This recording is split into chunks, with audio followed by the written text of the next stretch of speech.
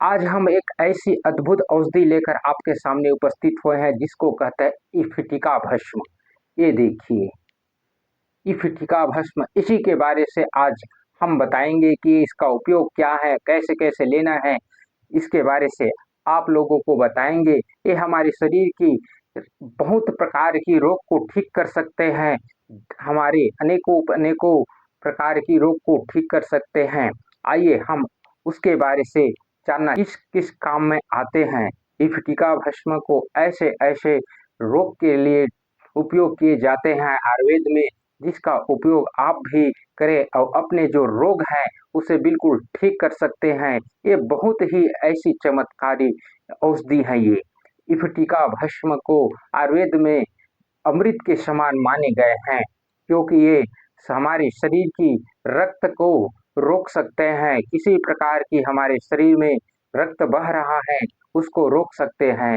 ये हमारे शरीर की जैसे नक्सीर होना, मुंह में जैसे दांत में मसूड़े में किसी प्रकार की खून निकलना, रक्त निकलना, और जैसे बवासीर होना, खूनी बवासीर बोलते हैं, उसी को भी ये रोक देते हैं। जो रक्त जा रहा है, कभी कभी पेशाब द्वारा रक्त जाते हैं अधिक अधिक, किसी बहनों की रक्त अधिक जाते हैं, उसको भी ये कंट्रोल कर देते हैं। आइए हम उसके पूरा विधि से बताते हैं। उससे पहले आप इस वीडियो को जरूर देखें। अच्छा लगे तो सब्सक्राइब, लाइक और शेयर जरूर कीजिए, ताकि आपको आने वाले वीडियो हम उससे पहले आपको मिल जाए। इसका उपयोग हम शुरू से बताते हैं।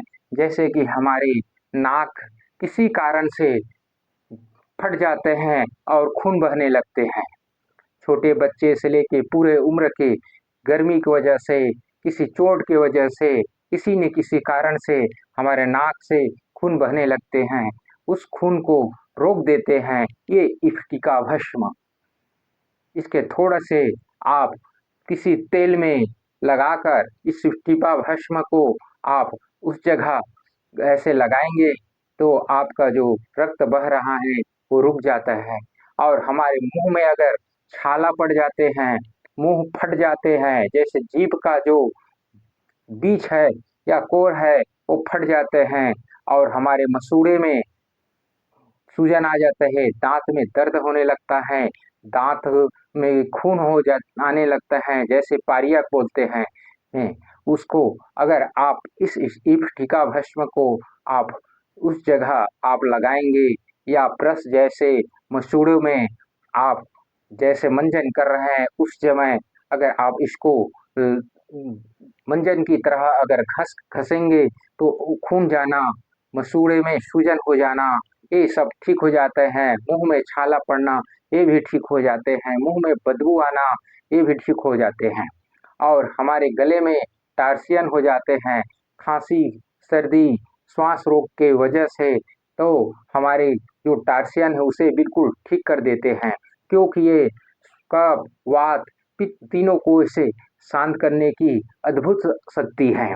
और हमारे श्वास रोग में जो एकदम से सांस भर जाते हैं, सीने में दर्द होने लगते हैं, और किसी कारण से अगर कप गया और उसमें को रक्त अगर बहने लगा, तो आप देखेंगे इसका एक टीका भस्म का उपयोग कर आप अपने रक्त कप द्वारा जो जा रहा है उसे रोक सकते हैं।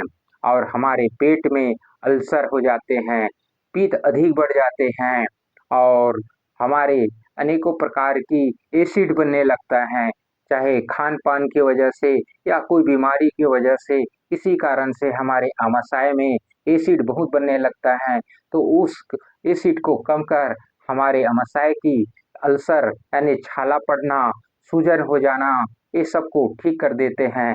और हमारी किडनी में कोई प्रकार की इन्फेक्शन हो जाते हैं, पेशाब बार बार लगना, पेशाब ना खुलना, पेशाब से जलन होना, पेशाब बूंद बूंद कर आना, अनेकों प्रकार की पेशाब संबंधित होना, उसके लिए इफ्तिका भस्म बहुत ही उपयोगी माने गए हैं।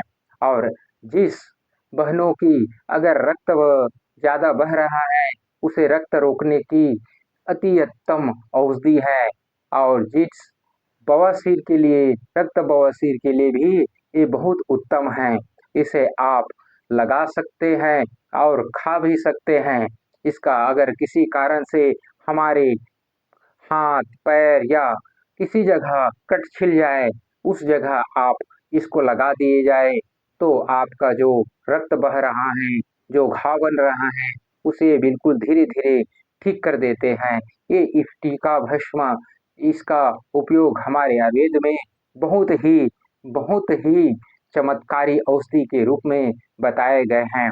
किसी जगह अगर हमारे शरीर में फोड़े हो जाते हैं, फुंसी हो जाते हैं, किसी या खुजली हो जाते हैं, हमारे घाव बन जाते हैं, उसको इस औषधि को आप उस जगह लगाएंगे तो आप धीरे धीरे पाएंगे कि आपकी जो रोग है वो ठीक हो रहे हैं, बिल्कुल ठीक हो जाते हैं।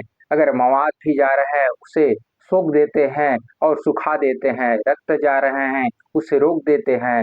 और किसी फोड़े फुंसी जैसे एक्जिमा भी हो जाते हैं, उसको भी ये कंट्रोल कर देते हैं।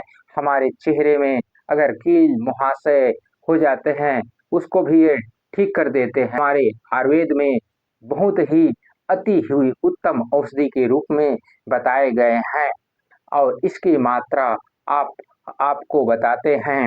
इसकी मात्रा आधा ग्राम से और आधा 1 ग्राम को 4 भाग कर कर आप इसका यूज कर सकते हैं।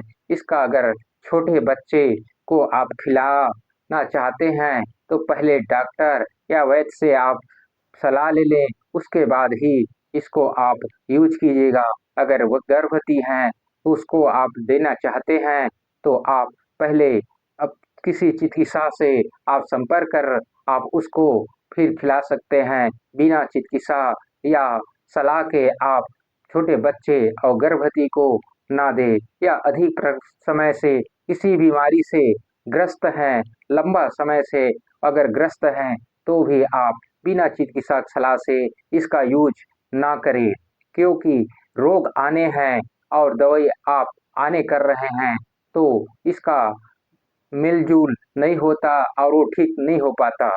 और ये शुगर के लिए भी बहुत उत्तम माने गए हैं। ये शरीर में अगर किसी प्रकार से शुगर बढ़ जाते हैं और हमारे शरीर की ही या किसी की शरीर में अगर शुगर की मात्रा अधिक हो जाते हैं तो घाव, फोड़े, फुंसी या अनेक प्रकार की रोग उत्पन्न कर देते हैं। उसके लिए भी ये शुगर बढ़े को कंट्रोल कर देते हैं, क्योंकि ग्लूकोज की मात्रा को ये कम करता है ये औषधि। और शरीर में स्फूर्ति और को बनाए रखते हैं, लेकिन शुगर को कंट्रोल करते हैं। इसका उपयोग आप जैसे भी उम्र है उखर हिसाब से उतन आप इसका यूज कर सकते हैं।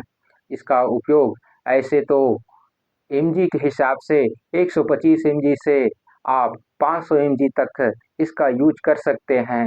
जैसे जैसे आपका उम्र है, आपकी जो रोग प्रतिरोधक क्षमता है, उसके हिसाब से आप इसका यूज कर सकते हैं। आइए हम इसी तरह आपको अनेक प्रकार की दवाई बताएंगे, जिससे आप लोग इसका उपयोग कर अपने शरीर की क्षमता या रोग प्रतिरोधक क्षमता को ठीक कर सकते हैं। जय बजरंगबली।